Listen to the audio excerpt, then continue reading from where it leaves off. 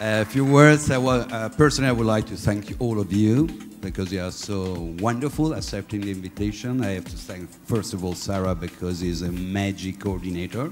And I'm sorry because all of you was involved and contacted continuously for that. So a lot of thanks to Nicolas, Roger, Philippe, and François. So fortunately, I know all of them, or personally, or finally Philippe personally, because we was in contact since a long time.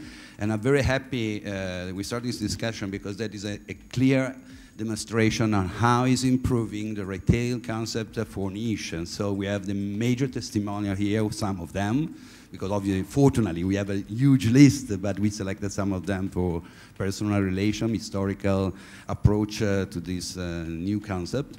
And I think that that is one of the images of our future. So thank you very much, and I leave you to speak as what will be the future.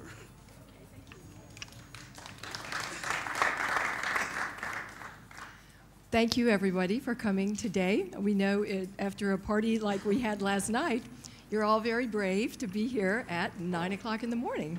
So thank you. It's an honor to be here as the moderator of the panel. And I'd like to thank you, Silvio, for inviting me to come. And I'd also like to make a special thanks to Valentina Cagnola, who is the project leader for all of the panels. And you've done a wonderful job herding cats. So thank you. She is the person who produced this panel. So, and I'd also just like to introduce myself. I'm Sarah Colton. I'm an American journalist. I live in Paris, and I'm the Paris correspondent for theperfumemagazine.com and Beauty Fashion Magazine. And today we're going to be talking about solutions at retail.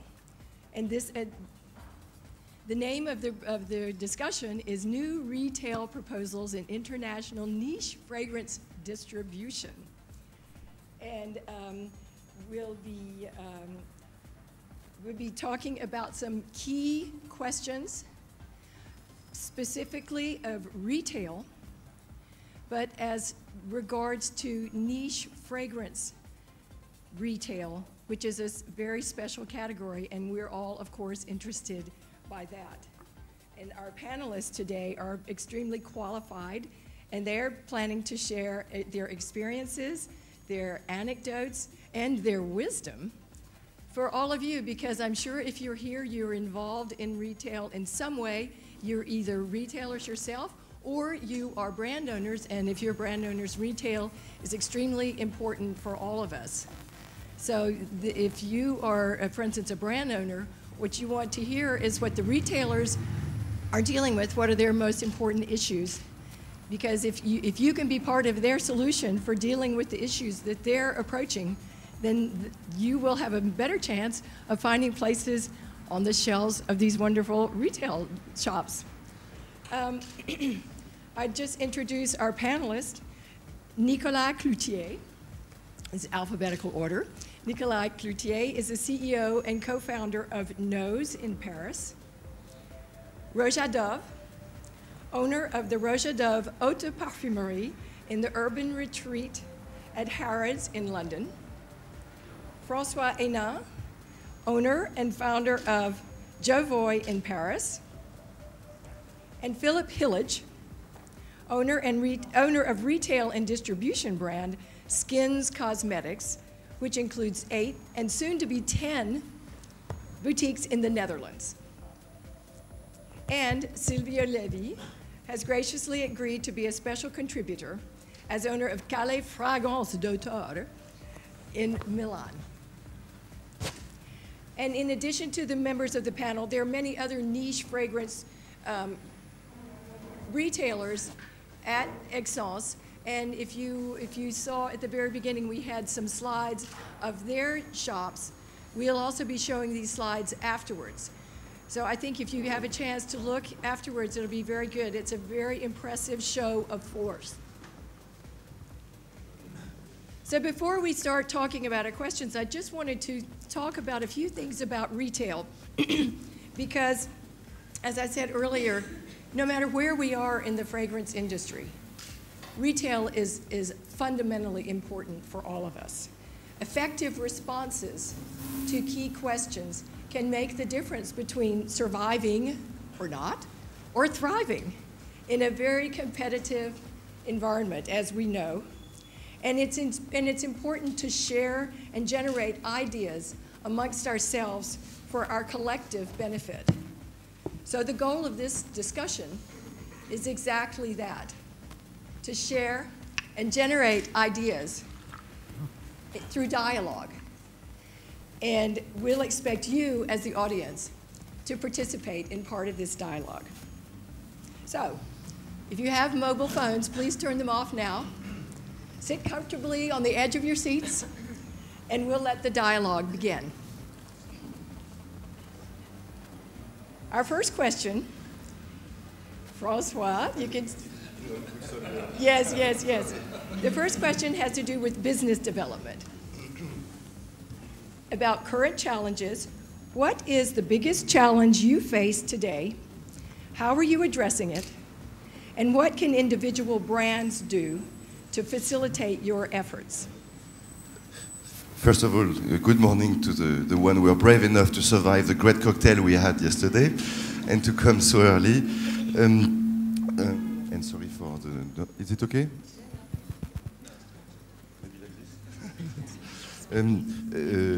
Today, when we prepared this panel, I was very excited to come because we have 3 countries here with 4 different business plans. So that was when we prepared together.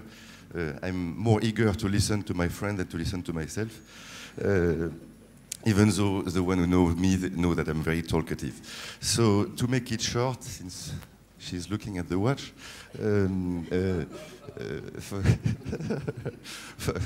for the French market, I think, especially for the French market, there are 3 big challenges. First, trying to sell niche in France. That's, I think, one of the most challenging, because in less than 2 decades, around 75% of the doors have been turned into chains, very well-known chains, and those chains today have proven that they are not able to sell niche, or they're not willing to sell niche. So it leaves a big room, big empty room for people such as Nose, such as Jovoy also, to create concepts. But it's very challenging because we were born spending a few months in our mother's belly, listening to advertising for Guerlain, for Chanel and Dior. There is a strong culture of brand in France. There is a French pride also of having those Sephora, Marionneau, not to name them. And that's the first challenging point, to sell artistic point of views, to introduce a brand with a story, with a soul, with a smile behind, with different fragrances in a market which is oversaturated by offer. That's more than challenging. Talking about the French situation, you might have seen in the press that we have a new president. So actually, we spend more our days to send clients to Rouge à Dove in London. If you listen to the British mayor, who officially invite every wealthy Parisian to come to London. So that's another challenge. How can we fight against Rouge à Dove? And to come back on the heart of the question, what can brand do to help us? I think that the biggest problem in our industry is that all players are trying to cut a slimmer slice in the same cake, and very few are trying really to do their job. This is a retailer speaking. We self-proclaimed ourselves in Paris ambassador of perfume. I love the idea of ambassador. What is an ambassador? It's basically to promote, to communicate, to sell its country. And we sell our country in the country of perfumes. So that's interesting because we sell a different country in the country of perfumes. And this different country is artistic perfumery, niche perfumery, call it as you wish, where you will, maybe we will see that later, you have two major trends. Haute perfumerie. Haute perfumerie is a concept, sorry to talk only about you, that had been invented by Roja in London, who's been copied not everywhere in the world. And niche, who has been more created by people like you, who are precursor and benchmark for most of us. So when you talk to a retailer, please, brand owner, don't listen to what I'm going to say, but we need to focus in making the cake bigger and not to cut slimmer slices in the same cake. So to do that, I don't think the solution is to multiply the number of retail.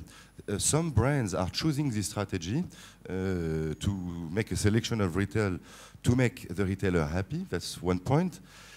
That's the point where a brand owner should not listen to me, but please give us more margin. Because if you give us more margin, you give us more cash, you give us more means to promote you, to make special event. So I guess we need your support when we organize this press conference, these open days, for you to meet your public. I think, talking specifically about Jovoy, outside of my 4 children and my wife, the best thing that ever happened to Jovoy is to open this multi-brand store in Paris. First of all, because I'm surrounded by talent every day that I'm selling with all my heart and passion, like everybody here. So I'm learning a lot, actually, every day. And I have the feeling of what people are looking for. And I think we're going to talk about later. I told you I'm very talkative, so please stop me. Okay?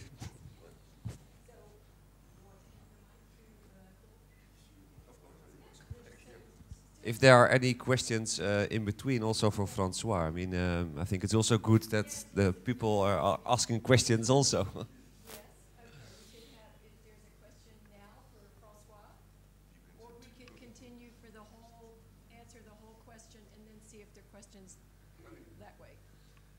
Welcome everybody. Likewise, of course, what Francois is telling, I'm happy to be here, to meet so many people from the industry, and thank you, Silvio, for the invitation, of course.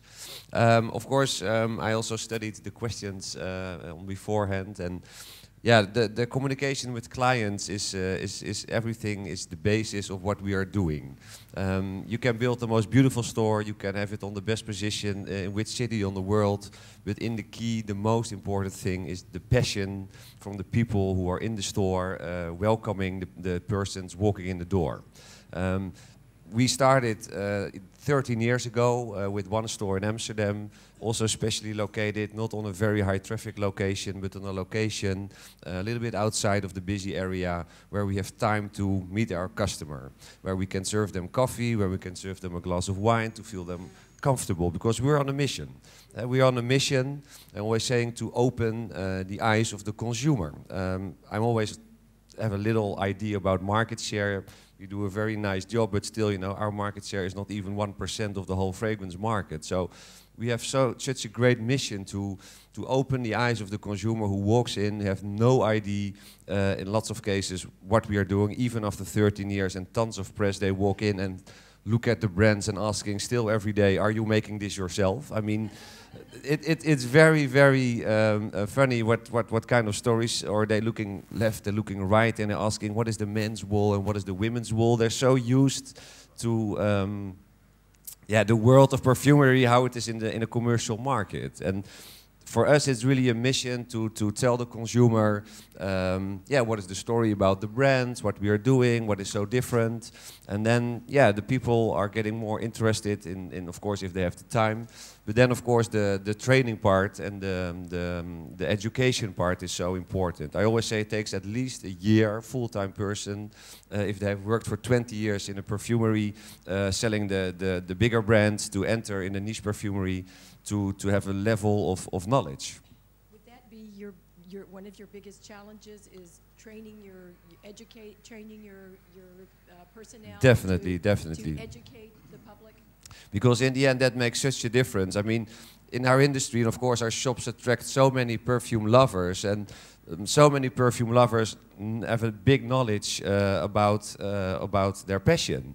So if they enter a shop like us and there's somebody on the floor having less education, that they have to tell the person on the floor what is fragrance about, yeah, that will not make a very good good day.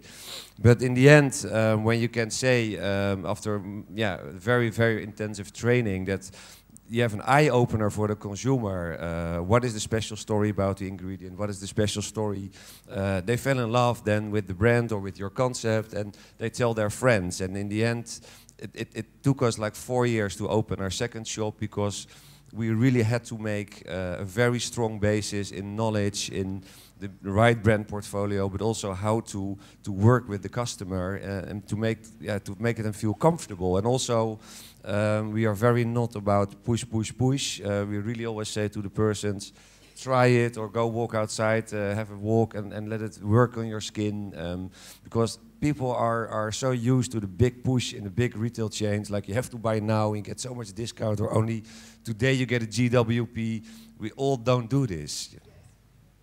And to have to give the client a different feeling of atmosphere. So we are in so many different areas. We are so different than what the average consumer is used to have in a perfume world. But there's still so much to do.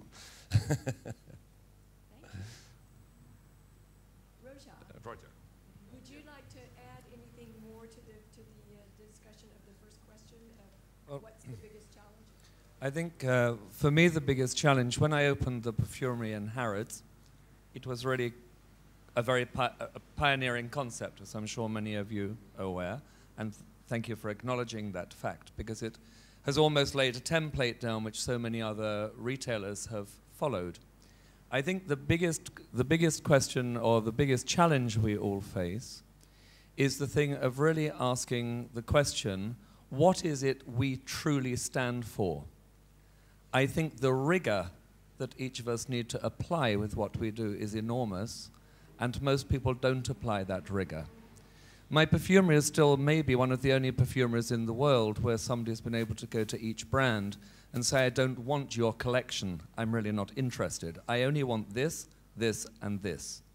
So even with the very large brands like Dior, for example, or Guerlain, or some of these brands, I only take the sense that for me are the very best examples of creativity. What started to happen in my perfumery recently is that manufacturers in the niche or selective distribution sector start to challenge me very strongly, why won't you take this? Well, I can be very polite, or I could tell them the truth, because what you've made is mediocre, and you're trying to sell it in the guise that it is something other than mediocre. So I think that for each of us, we have to ask, what do we stand for? Because if we don't stand by what we stand for, then we stand for nothing. And I think one of the things that I've started to notice in our sector of the industry is there is an enormous volume of mediocrity that is trying to pretend it is really something much better than it is. So I think when we look at a range, when we look at a collection as creators, we have to be truly, truly honest and ask ourselves, is this good enough? And as retailers, we have to ask the question, what does my perfumery stand for? And I will not allow anything in my perfumery that does not fulfill that criteria, because otherwise, as I say, we stand for nothing at all. And I think that challenge is going to become greater and greater for us as each of the department stores suddenly hook onto this idea, we must have a niche perfumery section, most of them have no clue what they are buying. They have no understanding of perfumery itself, because perfumery for them is just a commodity. But the big risk we have working in this sector is we need to understand it shouldn't just be a commodity. Each of us have to stand for something and stick by that. That's what I think the biggest challenge is.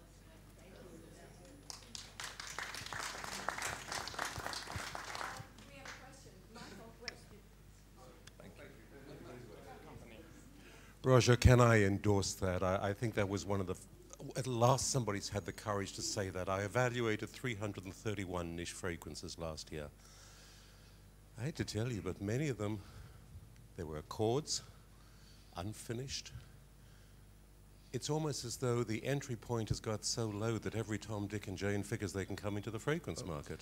Totally. Well, I find it, being very candid, because it's the point, it's just an opinion, I'm not saying I'm right, it's just what I feel. When I look at the quality of, forget the olfactive quality, when I look at the quality of some of the things that are presented, and the price ticket people are asking, it is shocking. I wonder if people actually go and look at what else is in the competition. I know. Because if they did, they wouldn't possibly believe that anybody could buy the product. And I think it's dangerous for us. I think it's dangerous for us if we end up seeing products that are mediocre with very high price tickets and people saying that it's something special and talking about a dream or some imagination when it's not reality, because that's fiction. And it, to me, is craziness. I think you're totally right. I think what's happened is that the passion has taken over. It's not that people are looking not to come out with great fragrances, but they probably don't have the experience to judge what's a great fragrance. The passion comes along, and in many cases, let's face it, their orders are small, so they're not going to get the great noses to actually collaborate with them. Much of it will be off the shelf. And this is our problem. I think the industry's going to split. I think there's going to be a lot of rats and mice that are quite ordinary, as you've pointed out, and in many ways an extension of your haute parfumerie concept. The Roger Parfums, the Edition de Parfum, the Nicolai's and brands like that. It's going to be a fascinating thing to see what's going to happen. And in many ways, the great niche brands by the great houses, such as Chanel and Cartier, are proving more interesting, in fact, than much of the niche brands that we're seeing. So we are marking I'm going a great to come point. on to some of those larger brands like Chanel later on. I have views on that too. Of course you would. There is another question, sorry, I can. Name and company. Yeah, my name is Madeline from Madison in Romania. Hi.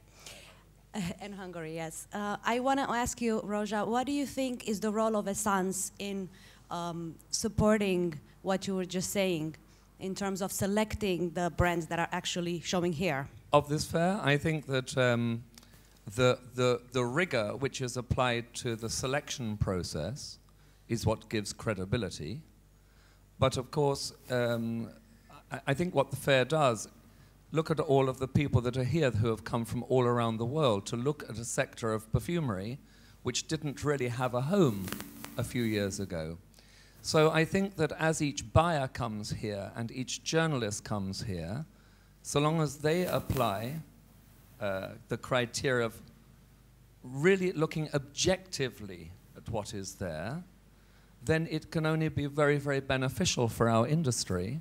And each year, if I look at the fair this year compared to last, I think the fair is better. I think the selection is better.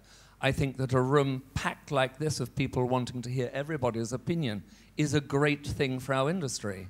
But I think everybody needs to be honest.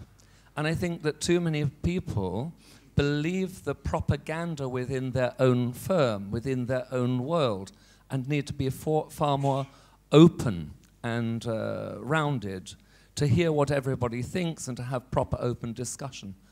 I think honesty is really the key to it. And I think that these type of discussions are invaluable for all of us to grow and the industry, therefore, to grow. If that answers the question. Thank you. I think we'll stop the question Okay. for the moment. We'll come back later. Because Nikolai, did you have one thing that you wanted, did you have something you wanted to add for this to stay? everyone. Thank you for the invitation. I think I fully align with what has just been said. I would say recruitment of people, for sure, selection of brands. We almost receive still between, depending on the month, between 10 to 25 brand requests to get in our store per month. So at certain point, it's very easy to launch a niche store, and it brings, from my perspective, the level of niche, it gives maybe sometimes a wrong message. So it's very important that this, what you just said about the selection of brands, the selection as well within a brand, sometime of the perfume, that we still reinforce that. It's not an automation when a perfume is launched that we should have it in the store. That's something I fight all the time. You know, the first question we're asked is how many we want, rather than have you sent the perfume. So for me, this is the basic. So there's a strong work to need to be accomplished on that. As François pointed out, in France, it's an industry niche that is emerging compared to other countries such as Netherlands, I would say. Philippe has done a great job over there. France is still a very small market with a bunch of own brand shop and very few multi-brands. So the thing is that niche has very few visibility with the French people. There's a lot of tourists that come in Paris, for instance, but very few French people know about all those great niche brands. So launching, in terms of challenge, for launching a niche, for promoting the niche industry is very of a challenge. So support from brands on this regards, in terms of animations, in terms of providing not sample to give for free every time that someone requests in a store. We personally try to avoid that as much as possible. But regarding, we get recommendation technology, so we try to rather promote in different ways and not just give for free without questioning or interacting with the customer. So I would say it's an evangelist challenge. That's what I would add to the question. Thank you.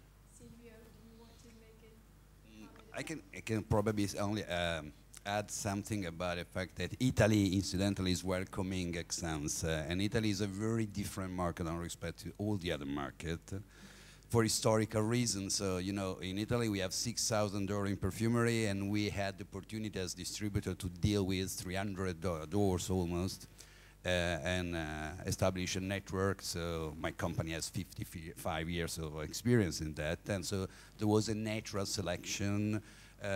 We have a more wide distribution. Is absolutely the reverse on the other part, out of the Alps. So what is very interesting, in my opinion, that is not comparable Italy to the other market.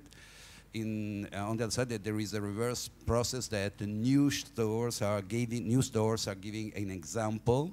And I think also the last word I would like to use is the duty, and I think Roja underlined the point that as soon as these stores are growing up, are example, are benchmark, they also granted to the brand a positioning. So the criteria that will be used, and the more the operators are in agreement on some criteria, the best will be, because that is a welcome of the brand in some of that store means also grant a return to the brands. And so I think that the cooperation between brands and retailers is so important. It's so important also to establish step-by-step homogeneous or coherent criteria we have to share together, and that is something, a duty also for Esxence, to apply more and more criteria on that. Who is in, who is out? What is the added value, artistic added value? Because we must have the difference. It makes no sense that a niche brand make a copy or a flanker. Make no sense. We have to establish the next trend and the trend in the future. So the duty is very difficult because each of us is a critic. that have to establish what will be, not the bestseller, but the reference point in the art. And I think that is very important.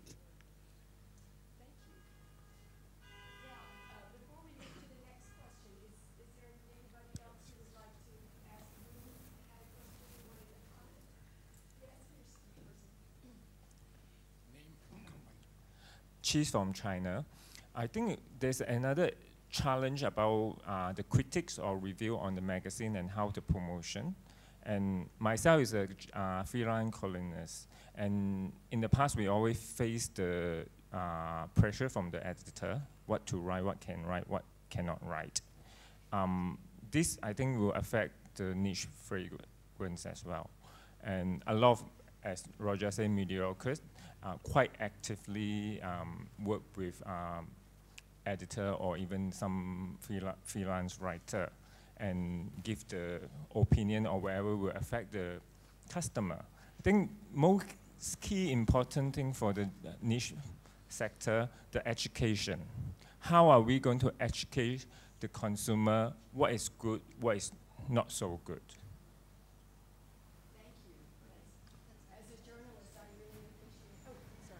Thank you. As a journalist, I really appreciate that comment, because I think the press is very important for informing people about niche fragrance, about all fragrance, and if we are obliged to write what our editors say, we must cover this, we must say this about something, we have to be very careful. And I appreciate the fact that I'm independent. I can write what I want to write, say what I want to say, and I also have an independent publisher. Where did she go? Anyway, so thank you for making that point. We'll move to the next question. The second question, yes, communicating with clients. What are your most effective tools or techniques for consulting with clients and pinpointing their preferences? What can individual brands do to enhance their chances in coming across well with these tools and techniques? So the first person is Philip. Okay. Yeah, what I just also mentioned, and this is exactly where we're starting also, and the basis of everything, that is becoming with a very good training. As you already said, sometimes a brand is launching a fragrance and you're sending only an A4 paper and a few ingredients and good luck. And this is not the way how it works. It all starts with a proper training, and most of the important things in this training is to share the passion. We experienced many introductions in the last 13 years, of course, and when we see the fragrances which are doing the best are the fragrances which in most cases have been presented by the owner himself, who comes to Amsterdam, who's not only seeing our trainer, but is also seeing, we organize a day where all the staff is there. Everybody loves to see the owner, the creator, to share the passion, and to literally that you can tell the customer, I have spoken with this perfumer myself, he told me myself this story, and that gives a sparkle. That's something different than sending a PDF with some ingredients and a launch plan. Of course, it's important to know stuff in advance. We also organize press days to organize lots of events with clients, of course, but in the end, when you can share the passion from the creator directly to the people who have to sell it, because of course, in the end, there's 500 fragrances in the store, and which fragrance are they going to pick in a consultation with the clients? Of course, there's always a personal favor in the back of the minds, and of course, we never want to push. I mean, in the perfumery, it's all about new, and new introductions, and that is all the commercial market, which is so strong in that. And of course, people come sometimes to the store and ask what is new, but it's very important not to forget that there's so many beautiful creations around, sometimes for many decades and years, which are also very nice to advise, which also have a great story, and which are also beautiful perfumes, but maybe they're 15 years old, and that should not be a problem, because there's so many things still to discover. I think it's interesting. I think it's interesting what you were just talking about, the human contact, how important. And I realized yesterday when I was going around the stands, the first thing I did was go to see the people I knew, because because if not, I'm looking at a lot of stands. They all look nice, they look wonderful, but if I see a face, somebody that I've already had a contact with. And so the idea of having the perfumer or the brand owner or someone in your store, that people see them, it's all the difference in the world. It's like the difference of all of us being here and seeing each other, and then we work together afterwards. It's in an entirely different universe. It's like we're working at a different register. And it's amazing. That's such an important point. And also communicating about older brands that have been around, older fragrances that have been around. Just because it's old, maybe it's even better. It's become a classic. So thank you. That's a very important point. Oh, sorry, this is mine. Whilst I agree, of course, what human contact does is transforms a commodity into something special, and training of the staff, I think, is fundamental. In my perfumery in Harrods, any member of staff who joins me comes to me for a 5-day training on perfumery, not on brands, on perfumery. And I think we have to ask a fundamental question. What do you put first? Because the thing we should always put first is the consumer. And I think the fact that I happen to like this person from a brand and they tell a lovely story and can make me dream does not put the consumer first. Because what it does, it encourages a member of staff just to talk about that product. And I personally think that's a type of fascism. It's sales fascism. Because what I'm doing is forcing my taste, because I love this person, onto the consumer. So who am I putting first? Me or my customer?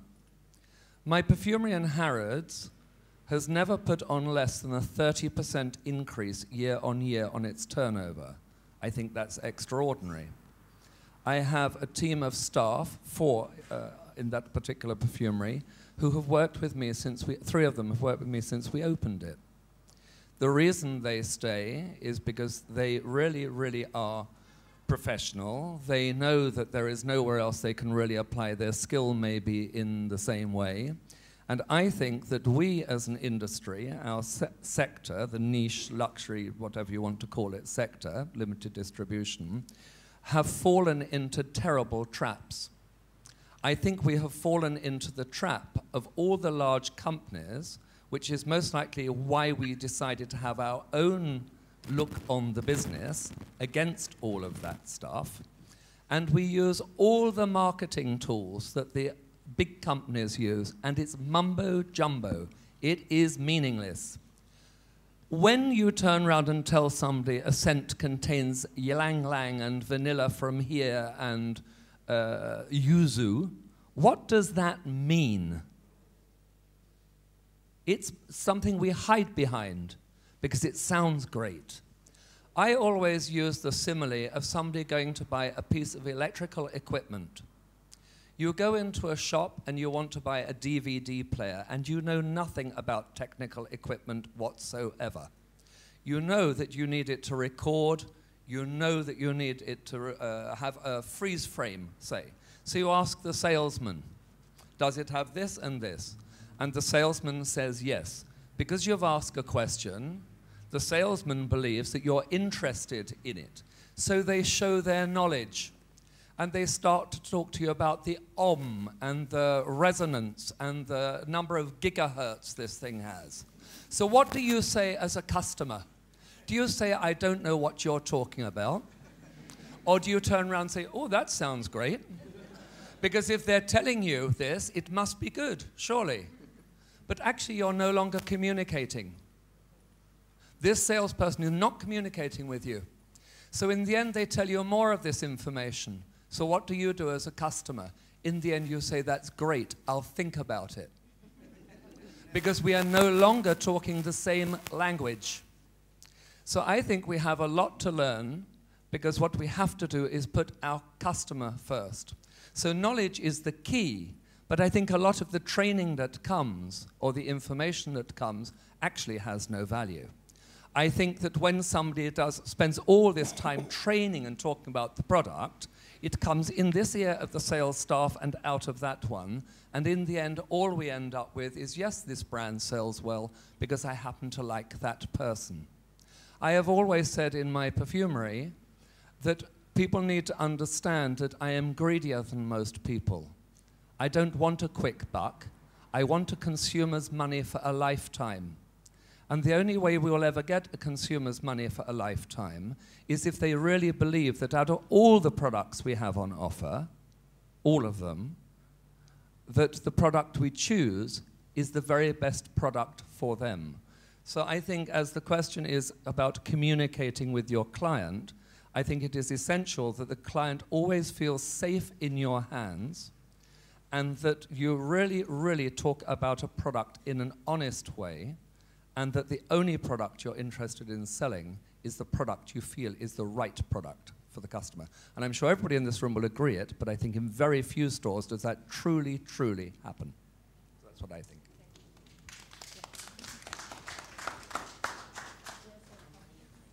Hello, my name is Kathy. I'm from Boston, Colonial Drug.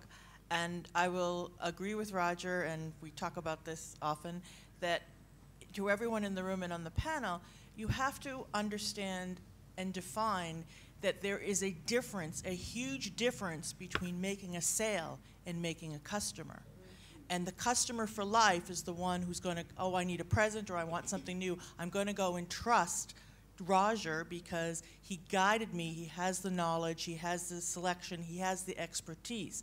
And if you get the customer to trust, then you have them. It's long-term for life. And that's how you're going to survive, not the quick buck. Because the quick buck customer is the worst customer in the world because they're into fads. And whoever's on a magazine cover or Brad Pitt on a Chanel ad is going to, they're not loyal. Loyalty is what's going to build and keep your rent being paid. Totally, and to that point, anyone who knows my sales team will know that we often tell customers to go away. We often say, no, why don't you just go away and think about it? And you have to be very confident to do that. You have to be really, really confident. And the important thing for us is then no one can ever leave us and say that they wish they hadn't bought something from us. Because the one client that does that damages the business beyond all compare, and you need to be very confident to do it.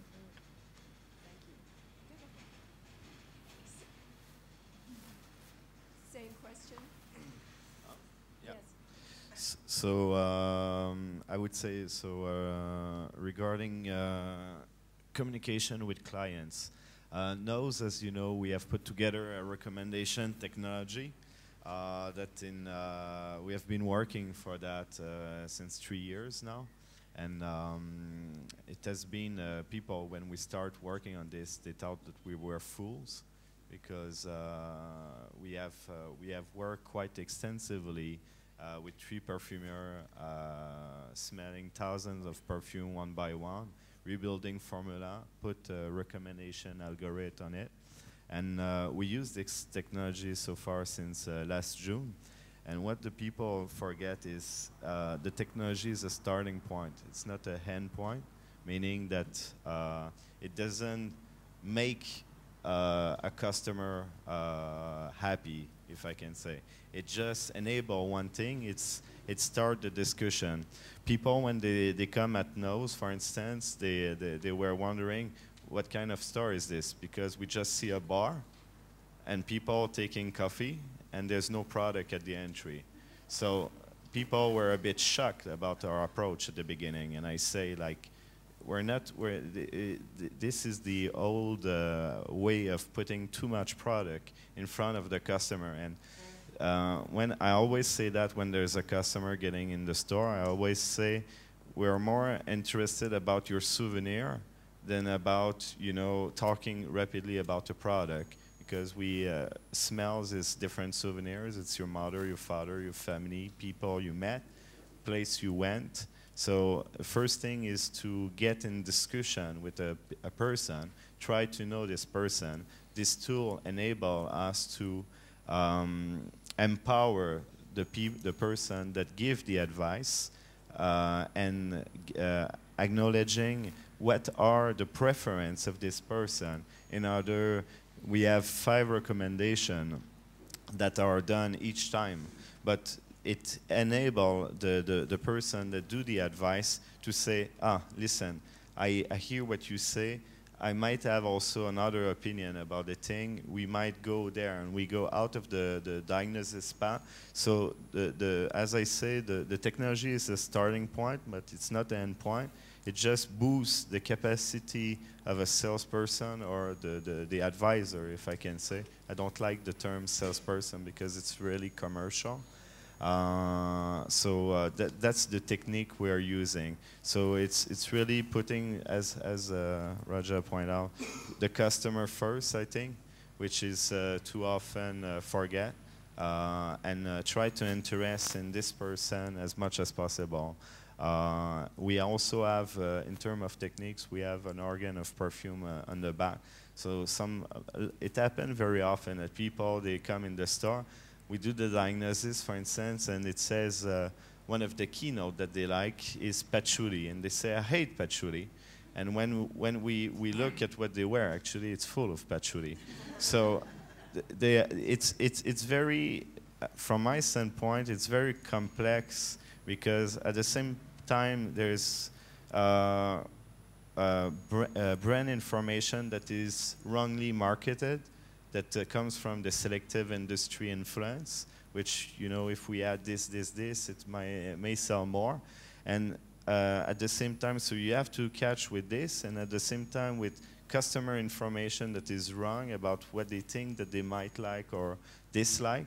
So being able to figure out what the person, what is searching for, and recommend the right fragrance.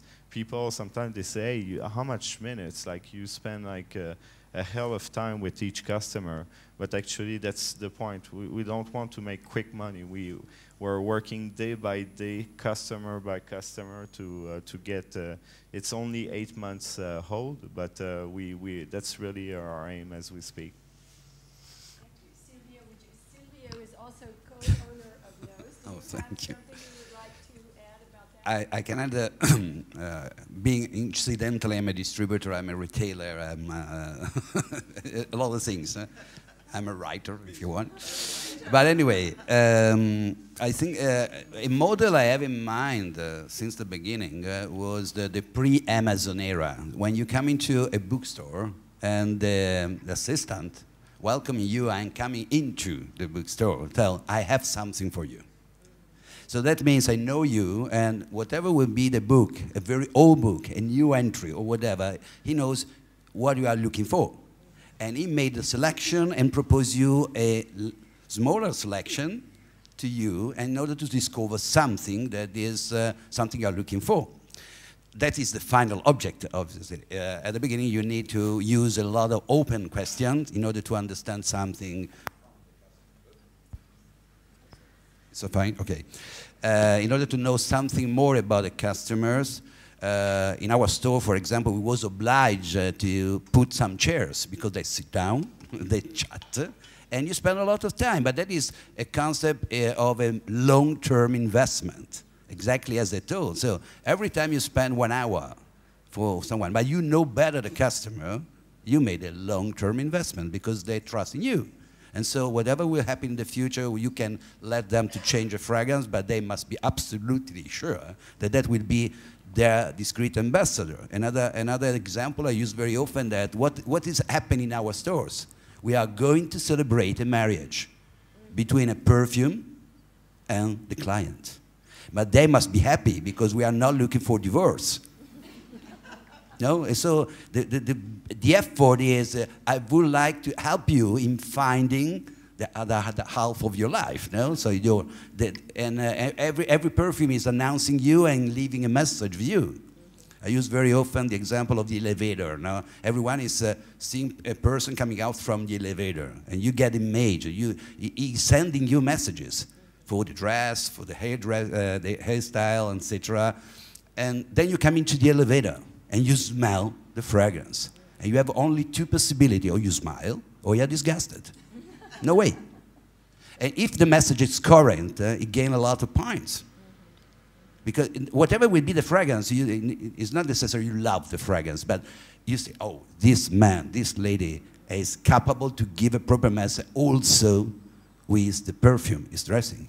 And that is our role, I think, to let them be proud of what they get. So that is a huge work in communication, in listening, first of all, not imposing, and letting them to come out from the store, having the perception they decided.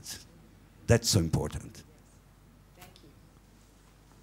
We have, yes, go ahead. Good morning. Jamil Beidoun, owner of Parfumerie d'Exception in Kuwait. How are you, Francois? Roger, I have a question for you. Selling techniques and all of that is directly to a customer, to the end consumer is fine. But when we're getting customers who are walking into the stores and asking that they want to buy a gift for somebody else, how do you sell them? I think that comes down. I have a very, very specific technique that I've developed. No, not in the least. If you know somebody well enough to buy a perfume for them, you presumably know something about their personality. So I think it's not a straightforward question to answer, so I'll try and answer it the best way I can. Because our response to smell is something we learn, and we learn the bulk of our responses within the first 12 or 14 years of our life. In the same years, our personality is forming. There is a direct corroboration between our personality and the type of smells we like.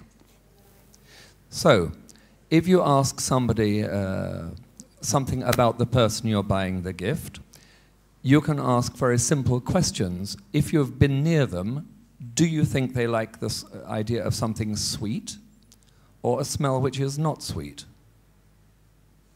I think most people could answer that question.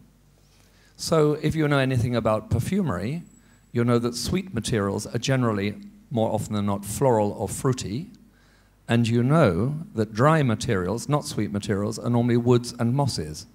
And that, for me, that type of knowledge is practical, real knowledge, and not the mumbo-jumbo I was talking about earlier on. So if you look at the type of people who normally like Chypre perfumes, for example, which are the warm, dry ones, how do they usually dress? You will never see them normally wearing Swarovski crystals and lace and feather. The person who likes a Chypre normally wears very understated clothing, really tailored clothing. So you can ask a client who's buying the gift, what style of clothes would you say they have? Do they normally like to be absolutely the center of attention when they walk in the room? Because if they're that person, be sure they most likely like Oriental scents. Or do they like very sophisticated, understated tailoring? That's a Chypre. Or would you say they're like easygoing, happy-go-lucky thing? It's a floral. That's the psychological link on scent. That's proven. That's not my world. But it's knowing how you end up using that practically toward the client. That is the difference. When I was talking about somebody coming in that makes you dream about the brand, all I'm doing is putting an interpretation of a dream on an interpretation of how I think this person I've never met will be. So to answer your question, and I don't know if I've done it well or badly, I have no idea, but the way we question the clients is never about raw materials. To my friend's point here, to do with patchouli. You know, when they say, I hate patchouli. It's why when we give scents in my perfumery, we never give the name. Customer doesn't know what they're smelling. Because the minute you say a brand name, people have a preconception. If I say rose, you have a preconception. So everything we give is blind, but I have a very, very, very specific technique within my firm. I set up Procter & Gamble's global training department for them. We started doing it in England. The impact it had on their bottom line was enormous, so we ended up putting it in place globally. The reason it worked and impacted on their bottom line was because the things I teach people and how I work is not about my point of view. It's not about my interpretation of. It's short and factual and practical. And if you take an airport where people have very, very little time and are often buying gifts, some of the techniques that I use, without any question, have been employed in airports, and they've seen the business goes up.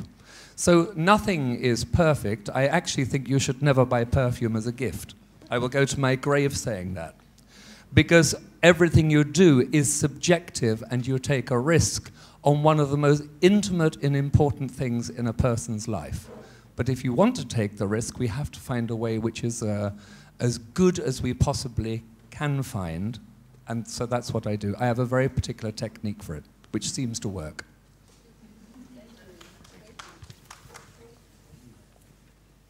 Okay, so I think we can move to the, everyone has spoken.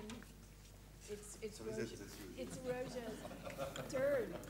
This is, we're talking about question number 3, which is a question of looking forward.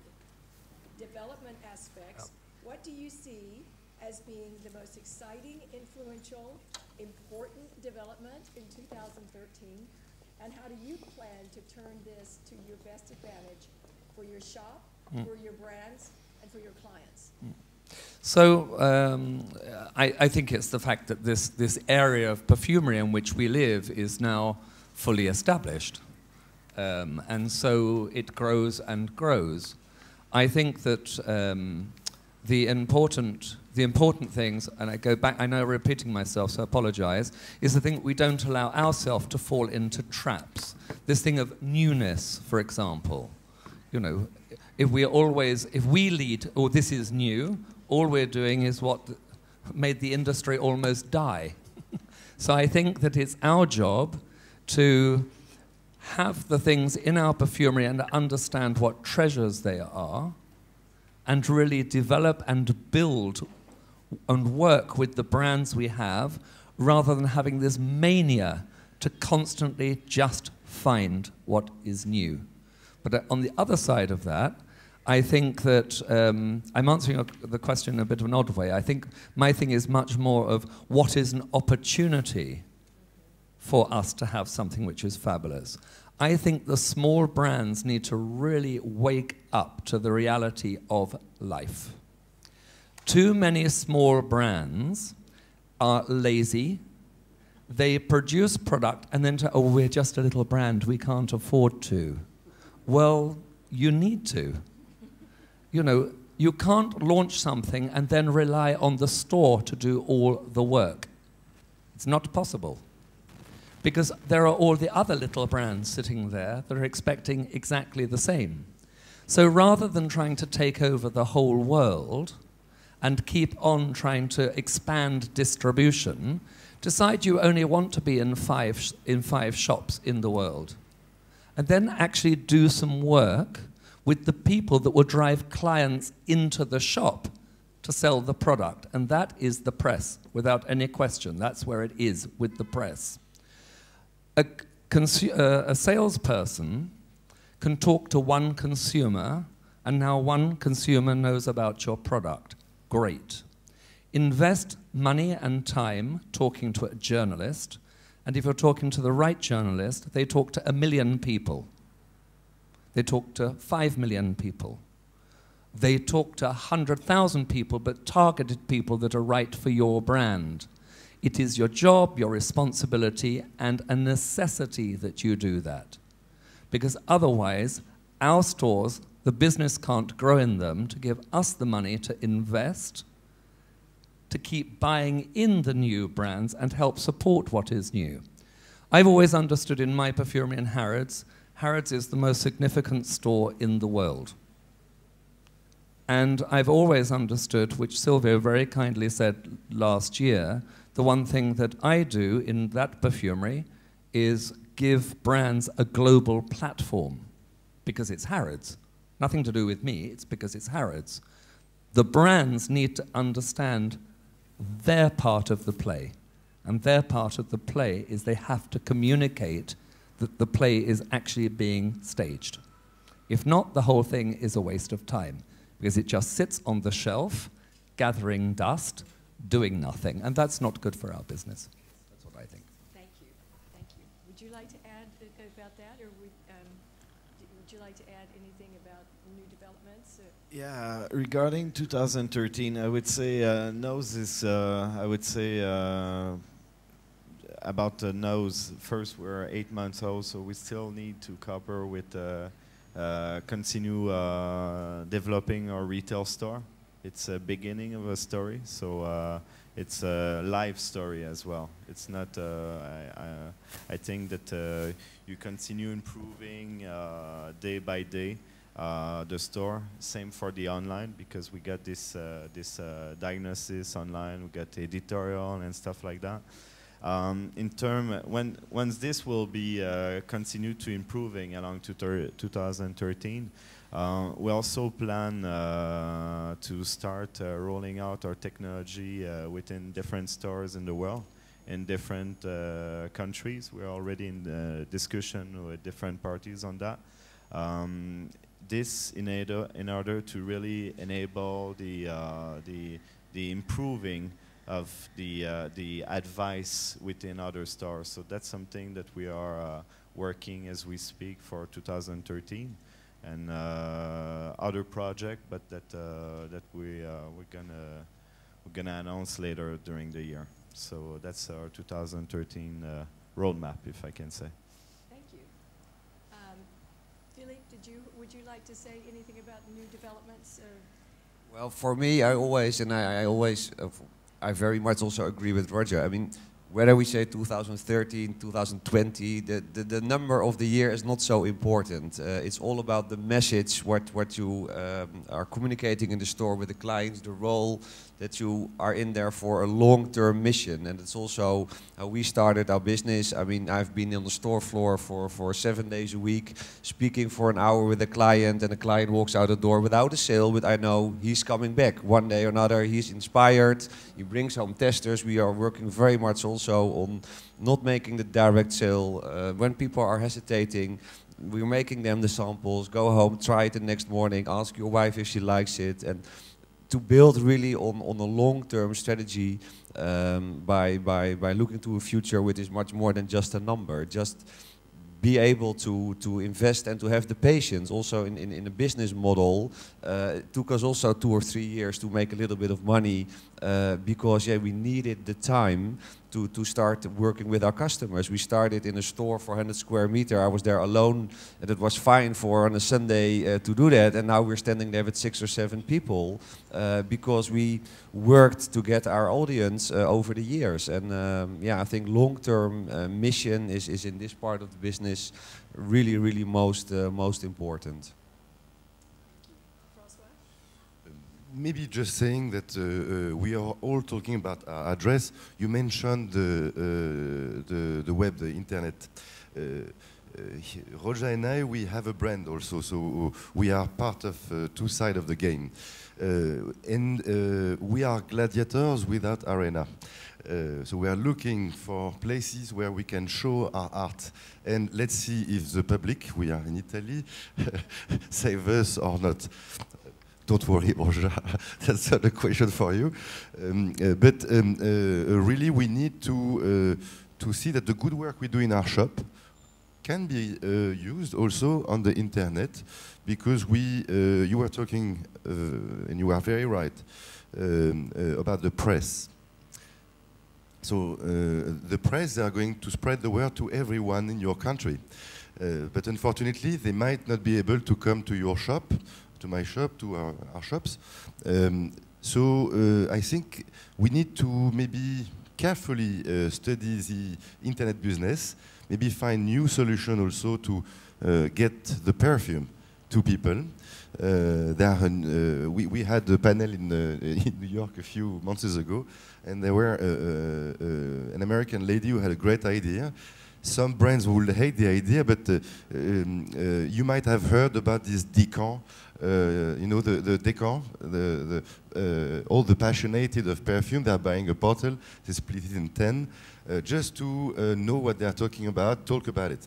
And there are, well, this lady, that's her point of view, said we should go for smaller size to spread the good word, so that they will buy it. Eventually, she will make a margin also. just for people to get access to the perfume. So I'm not saying it's the right idea, but I find it interesting. We talked about it, Stephen, later on. So no, internet is a good way, is a good extension of your business. If you are an embassy, that will be more a consulate, let's say. So it's interesting. Look at forgive my German, Ausliebe Dufte, our good friends in America, Lucky Scent. They are business models too. They are benchmark. They are very successful. They don't need to have 200 square meters in the heart of Paris. So there is some room for that too. I think it's important when it makes sense. Our good work, our, let's say, forgive my French now, B2C business, we are all full of passion. We have not forgotten the most important people in our store is not the management, is not the salesperson, it's the client. We need, after that, you know, people are traveling, they come to see us, they need an expertise, they put their choice in our hands, in your expertise, then they make a decision, eventually they take a sample and they will come back. I think there are also a lot of challenges that we do not forget that we are in the modern world, and we need also to be very active on the web to have a better service in terms of delivery and to communicate there also. I know there is a question about that, but I can't help myself. One of the biggest challenge for us, I think, is also to be able to renew our niche, let's say, to make it a little bit younger, to touch a new public of younger people. And as a retailer, I'm really, really keen to see a new project of new brands at the right positioning with all the codes of niche, the true story, with a fragrance, with a perfumer, with a design that will touch the heart of the young ones, so they don't come to say, oh no, this perfume I know very well, my mother is wearing it. You'll be amazed to see the number of women who will kill just to wear what their daughter is wearing. So that's a challenge also. We need to be able to entertain the game, to find new niche, and to build our business on the long term. Well, that's my point of view. Thank you. Is there a comment from the audience on new developments? Yes? My name is Wouter Wiels. I organize Rive de la Beauté, which is a consumer event in the Paris city center. And I just wanted to say something on press, as Rogers mentioned how important this and that brands should do it. We spoke also of internet for selling, but I think internet should of course also be seen as a way to communicate for brands, and because you mentioned a while that how important it is to talk, to meet people. Well, this is something that can be filmed, for example, and yeah, that can be shown to so many people online to, because it's to make them dream of maybe meeting you one day for real. And I think so internet not just for selling but also for mainly as press becomes less and less important. I'm afraid there's so many titles, people just turn pages, they don't really read the stories. So I think internet can become very important for information and communication next to selling. Sorry, with that I agree with you fully. I think one of the things, the problems is that most, if you look at what most brands put on their web pages, I think that they're not particularly very interesting. And I think that one of the risks we have when we're communicating to bloggers, or whether we choose to interact with bloggers directly or they just talk about the product, the most important challenge we have with them is that an editor edits and a blogger just blogs. And the amount of rubbish which is written on the internet is utterly astonishing. There are some really, really great bloggers and some really, really great blog sites. I agree. I think that it's very important that we do up the game, but I think it has to be, our job is it comes back to it, this thing of education, that what we're putting is educating the client about the product we make and why the product we make is different to the rest. If you look at something like Twitter, the magazines, and also the big brands, I mean, it's just spiel, it's rubbish that comes out because it's puerile, because they're all writing the same stuff. It's just trying to sell something, rather than the education, which everybody here is talking about, which slowly seduces the client and makes the client actually want to come in. Do you really, or do we all really read when Elle or Cosmo or L'Oreal are putting a tweet out? Do we actually really all read it? I don't think we do. We scoot down it to see what the next, somebody who gives an opinion. Yes, just one word, because on the internet you're not dependent, of course, of bloggers and editors. You're the source. You can be the source. Sorry, that's what I'm saying. I think that it's our job, actually our job, to up our game, and whether you use video clip with it as well, because it makes it live, and I think that becoming more, actually the thing of putting video on is becoming more and more and more important, because people really do feel that they're interacting with you. Exactly, thanks. Yes, here's a question. Not a question, but a comment. When you say communication and educating the customer and getting out there, and I think you have to go back even more to the basics, and I agree. There are a lot of niche perfume makers who are lazy and, oh, we've done the bottle and that's it. Because put the cards on the table. What is the word niche? It's a chichi, fancy word. But the bottom line is niche is a synonym for unknown. And if you want to build the client and want to have an exclusive line, or realize that the person walking into their store, if they themselves realize what you said, it's so important and intimate, it's an invisible accessory. That's what you're selling. And if you develop the customer, not the sale, but the customer who trusts you, so that when they have a change of pace or weather or travel and they want another fragrance, another invisible accessory, or they come to you because the reason they're coming so-called to niche is they want their own individual fragrance signature. They don't want to smell like everyone else. They don't want to smell the department store brand.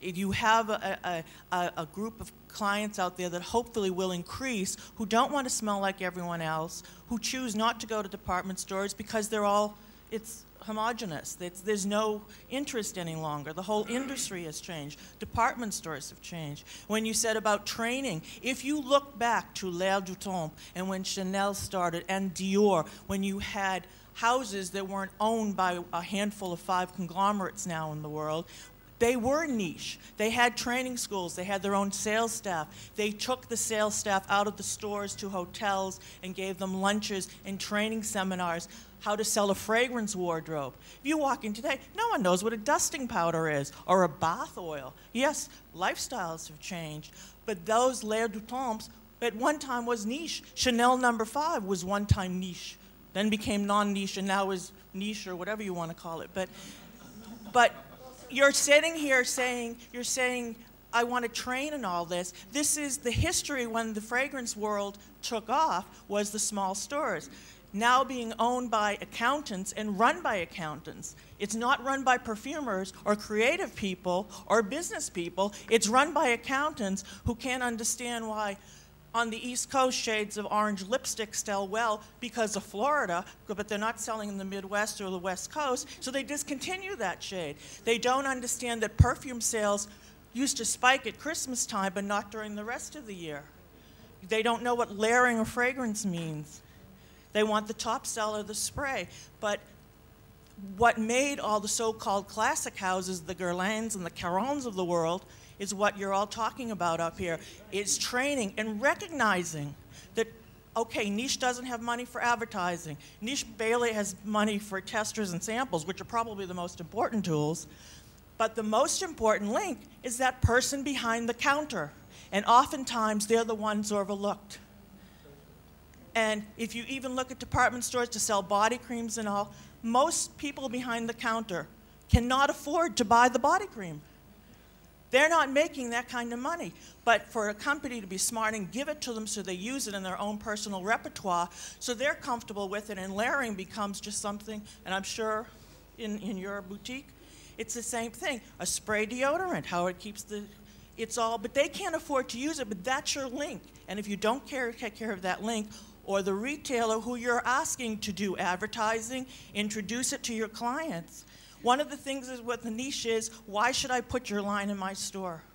How are you different, and what are you going to do for me that's going to do for my clients? But don't, I agree with you, the lazy, just because you designed the bottle and the juice, you can't walk away from it and expect us all to do it for you. Voilà.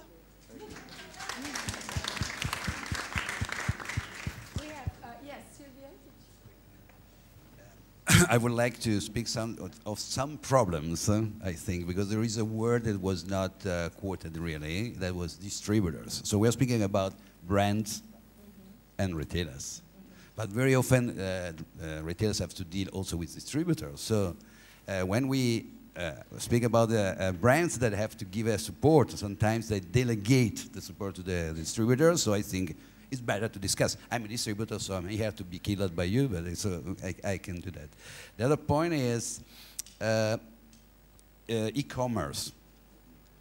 It's like a ghost in the sense that what you are doing now, what we are doing now is to open some specific stores, and one of the risks some of you, I think, feel is what's happened that in the future we will be simply showroom and the other people will buy down the product on the net. So the problem is that we need someone behind the counter. We need to explain, to teach, to involve. Then someone come back home, sit down, and place an order on the web. So speaking about girl books out now, for example, as Libet Zundu for First in Fragrances, one of, we have to also to consider that we have on front a very jeopardized market.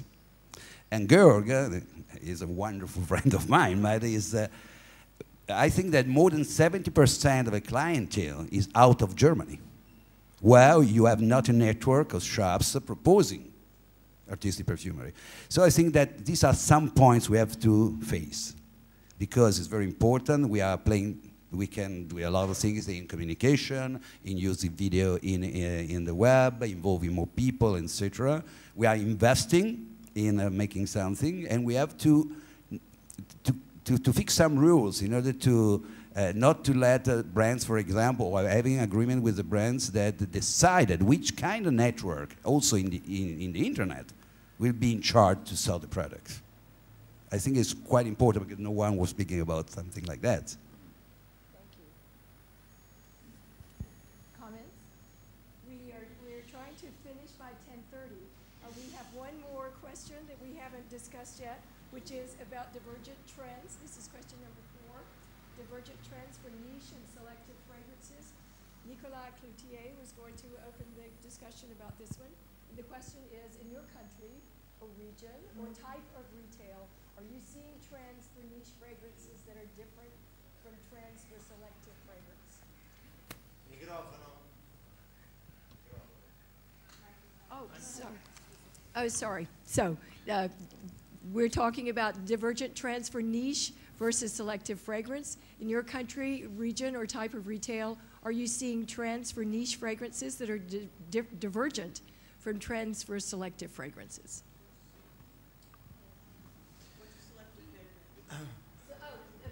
The selective, sorry. We think of selective, I'm using a term that we use, I think, in France and in the United States too, but it's usually the big name fragrances that you find in department stores as opposed to, sorry?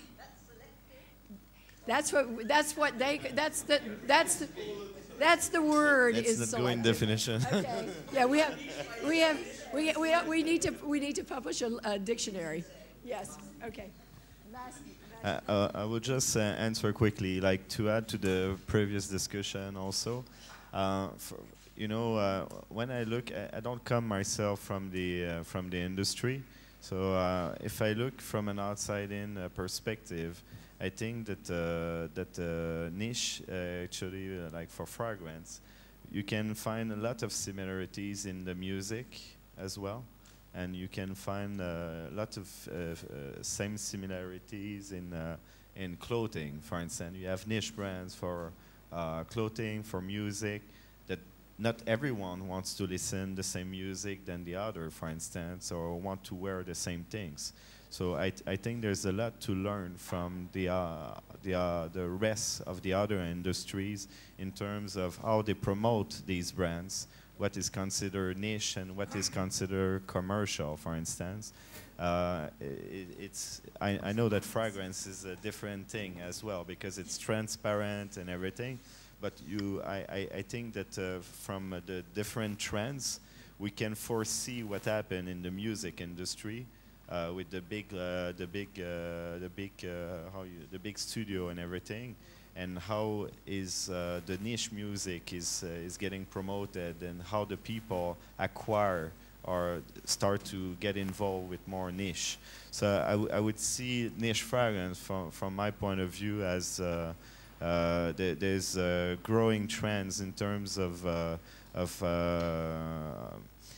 there's not really trends in terms of like is the salespeople. I would say like in niche industry, like the difference is, as we said during the discussion today, people are more educated in terms of advising and things like that. So for me, there's no huge trends. There's turnover trends that we can look at the numbers where niche is growing, for instance.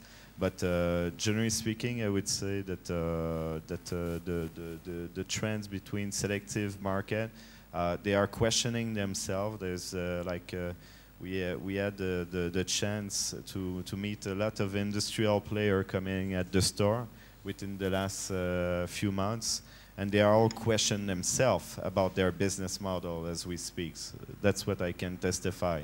And a lot are wondering about, they are looking now at niche, which is still considered as marginal, but make a difference in the way the appealness for the customer and things like that. So I would say that the niche is still quite different from the selective market, and I don't have more to say. I think, and Roger, I think you will entirely share my point of view, I hope. I think that there are more convergent points, actually.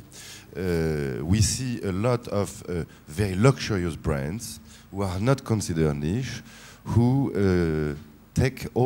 try to take all the codes and virtues in terms of how it looks, what's inside, how it's sold, by major brands. We see major brands in the market getting a more sophisticated cap, a nice beautiful box, opening their own store, having their own private collection, exclusive. What are they trying to do here? They are trying to get a piece of the cake of niche.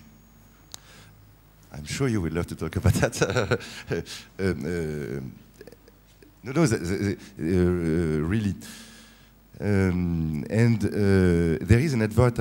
was an advertising on the French television, maybe you've seen that also in your country, about a very famous brand called Dior. J'adore. And you had two advertising, actually. One showing the war happening between Dior and Chanel, and one with Dior, the craftsman, yes, with the Jews, a real true story, trying to get back to the roots, because the selective market, let's say, they've been trying to keep a volume of business for years by increasing the price. But we've seen recently, we've seen that, we were talking about it before, coming here, in the big mass distribution networks, what we have seen that they've been increasing a little bit the price to keep a volume of business.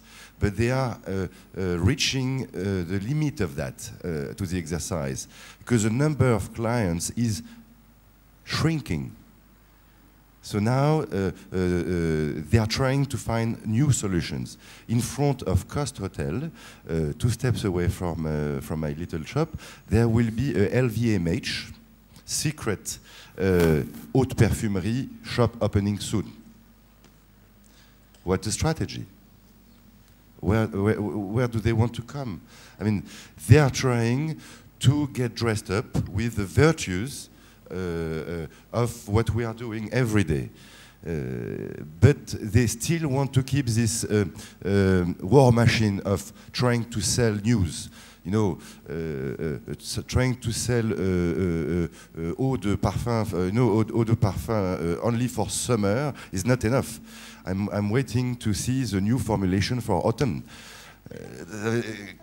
They are trying to stuff the shelves, but this industry is dying. I hope, because, yeah. So, Roja, I think it was a transition for you because you wanted to talk about that, I think. Yes. Yes, you did. You told me some stuff on the phone.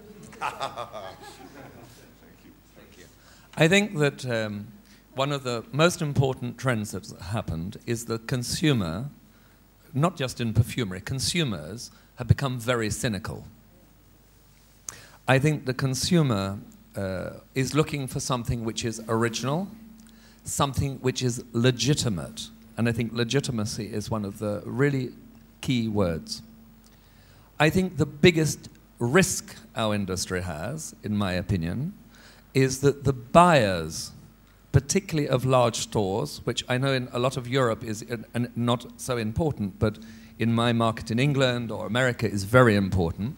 I think that the buyers are they are not innovative. As human beings, they're not innovative, nor are they entrepreneurial. They are number crunchers. They know how to look at an Excel spreadsheet and how much money the brand in front of them has. That is how they work. So we then need to look at the brands in the market. If we take the big brands, we have to stop to think, what did they do? They killed their own business. They became greedy and very short-term. So they killed the geese that laid the golden eggs for them for years. They started to look for higher profits as the brands were bought up by huge multinationals. And in the end, I would like everyone to remember, when I opened the Haute Parfumerie in Harrods, it was at a time when my industry was so debased that most houses launched 30 ml atomizers with a free gift. Please remember it. That is what the industry was like around 9 and 10 years ago. It was totally and utterly debased. So the big brands, take a brand like Chanel as an example, or Dior, these, as you mentioned them, these brands, because they have so prostituted what they make, that for the majority of consumers, there is no dream. For a consumer who has a little bit of something about them, who doesn't want to follow like a sheep all the other brands. So what do? They see what we have done in our sector, and they start to launch special, selective distribution, whatever term you might like to use for it, it's an irrelevance. I think the greatest shame is that those brands who made their name taking risk, and Chanel, I think, is the best example of it. If you look at their early perfumes, Bois d'Azil, Cuir de Russie, number 22, number 5, every one of those broke grounds. They were highly, highly innovative scents, which set trends which still resonate today, nearly 100 years later. And look at most of the perfumes that they put into the market in this niche selective sector. Where is the groundbreaking creation? Because I would love to smell it. But most of these perfumes are made how? In front of test panels. They see that there is an opportunity to occupy the 100 to 300 euro or pound market sector, and they spew these fragrances. We have the big brands like L'Oreal and Procter & Gamble, who take products, and they end up selling them because we all want collections. And we've seen that companies launch collections at high price tickets, so they want some of it. The risk we have is the buyers of the big stores don't understand our market at all. So who will occupy these spaces for them? It will be Chanel, and it will be Dior, and it will be Procter & Gamble, because they don't have the understanding of our market to know to support the small brands. They want to know how much money is going to be spent paying for windows and adverts and so on. They don't support our market because they have no understanding of it. And I think that is enormously dangerous for us. It is our reality, but it's dangerous. And I think it's one of the reasons this symbiotic relationship between specialist retailers and specialist manufacturers is so important. And the biggest risk of all is as the niche selective distribution, whatever these words are we're wanting to use, brands grow, they need to always remember who supported them in the first place. That for me is really important, because the minute the figures go down in a large store, the buyers are not going to be interested in the brand, they will cut them. And if they cut them and our type of stores don't end up with those brands because they've moved somewhere else, then everything is lost. And I think it's one of the most exciting times in my working career. I think where the industry is at the moment is on the verge of one of the most potentially greatest times, a golden renaissance of perfumery. But we all need to be very, very aware, honest, and we just need to be really aware of what's going on. And the most dangerous thing for me are the buyers.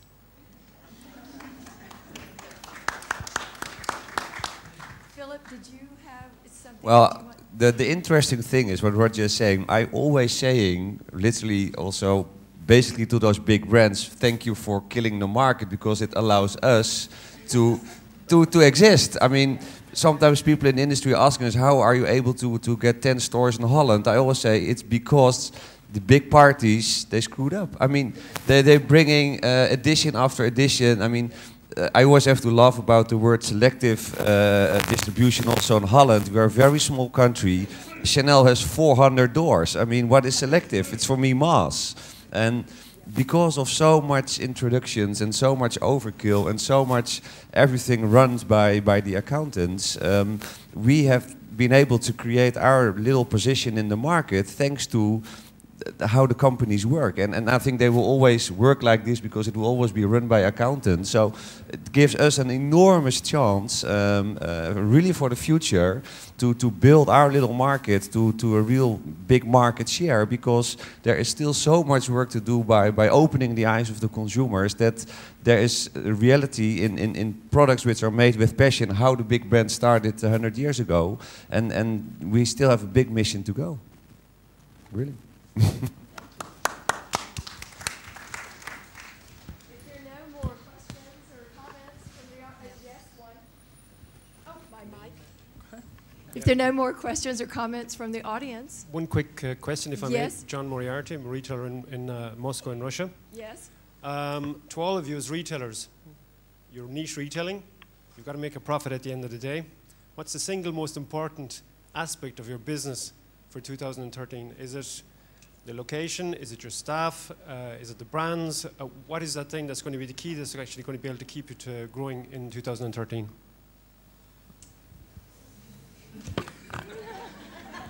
Thank you. Especially for me, I truly believe that we can have different business model, but location you were mentioning is important.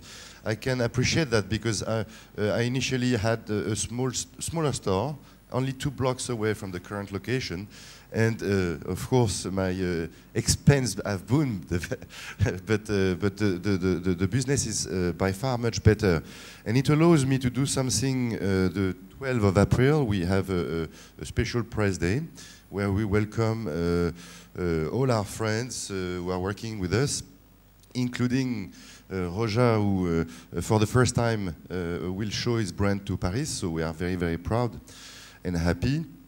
And I have a big challenge for this day, this press day. I have to communicate to my fellow French friends about haute perfumerie. They find it very, very arrogant sometimes, and they don't understand why a perfume could be very expensive. I found a trick, actually, because I'm French, so I'm special too, so we understand each other. And I'm going to try to explain to the journalist, meaning to the public, that haute perfumerie is the alternative to a bespoke perfume, to a tailor-made, customized perfume. I don't know how you call that.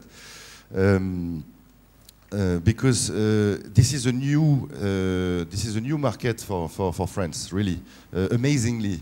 There is so many arrogance, so many things on the market. When you listen to the French market, the word that comes back to you is that we know everything, we invented everything, we don't need anything. Well, that's not true. There are a lot of great ideas, great concepts. Look at our good friends. Let's take only our good friend from England, because from a French it's always funny. Clive Christian, who's here with us. Thank you, Stephen, for trusting our little shop to be able to show to the French market that not only together with our friends from Grossmith and now Roja Dove, that we can make today really amazing piece of art that are costly because of what matters, which is inside, and the story that you've built, all of you. And we are going to communicate on that, and we are very, very happy to do that. We take it as a big challenge, and we are very confident, in fact, because when you've been through all these beautiful perfumes, you know that the market is really willing to have a qualitative product, because the market is selling image, they are selling égérie, they are selling a brand, they are forgetting the most important, the perfume. We have to go back to the in those very tough times to the most important and the original value of our industry, which is that what matters is inside.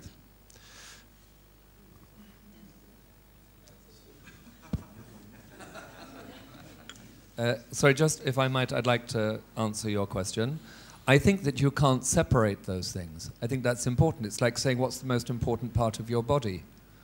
I think you can have a fabulous location, but if you have dreadful staff or dreadful products, it can be the most beautiful shop in the most important place in the world, but what's the point of it? If you have fabulous staff, but the location's dreadful with dreadful products, etc. So I think that they're all utterly symbiotic. The thing, if I might say, as I had the first haute parfumerie in the world, I would like to say how the word came.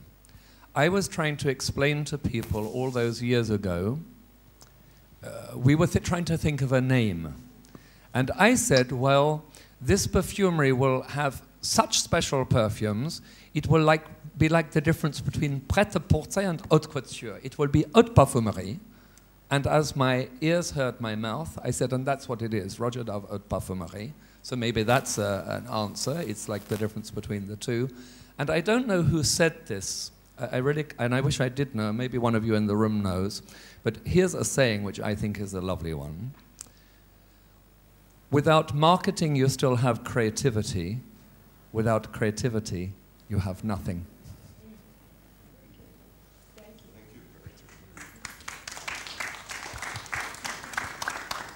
Unless someone has something they absolutely need to say, yes, it's a must that you must say this, okay?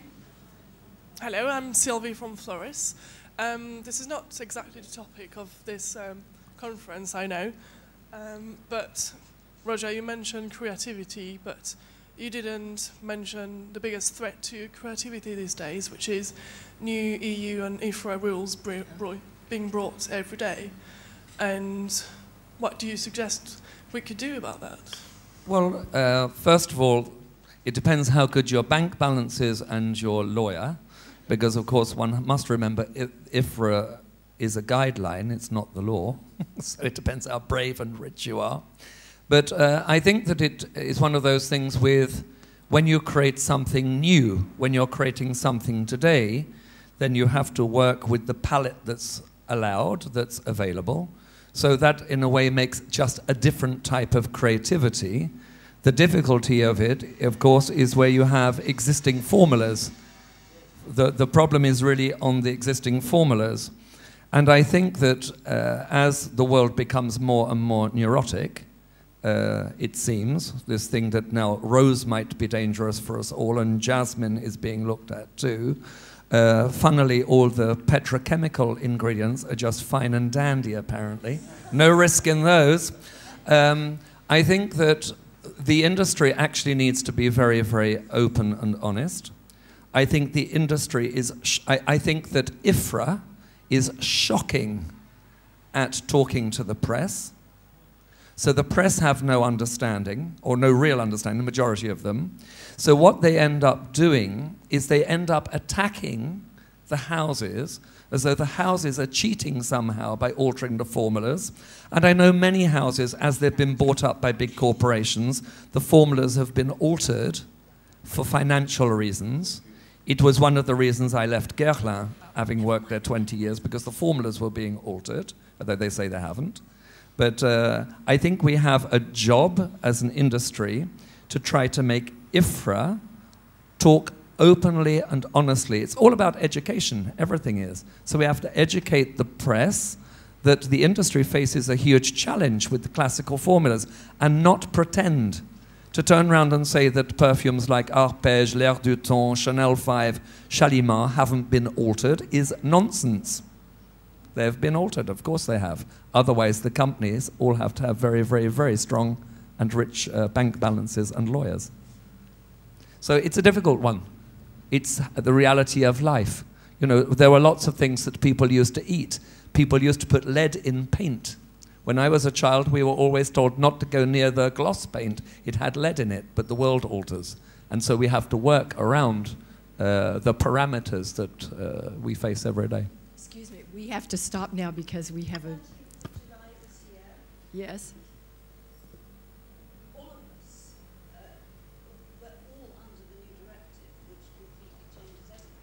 Yes, I think what I think we need to do is stop now because we've gone over our time. It's been a very fruitful conversation. I think what we've shown here is that we have only begun to scratch the surface of the kind of dialogue that we can have in a group and in a situation with Esxence. And I would encourage all of you, because this is one of the hallmarks of Esxence. It's international communication and innovation. And for us to now go out and continue the dialogue in the rest of the days of Esxence and beyond. Thank you very much for joining us tonight.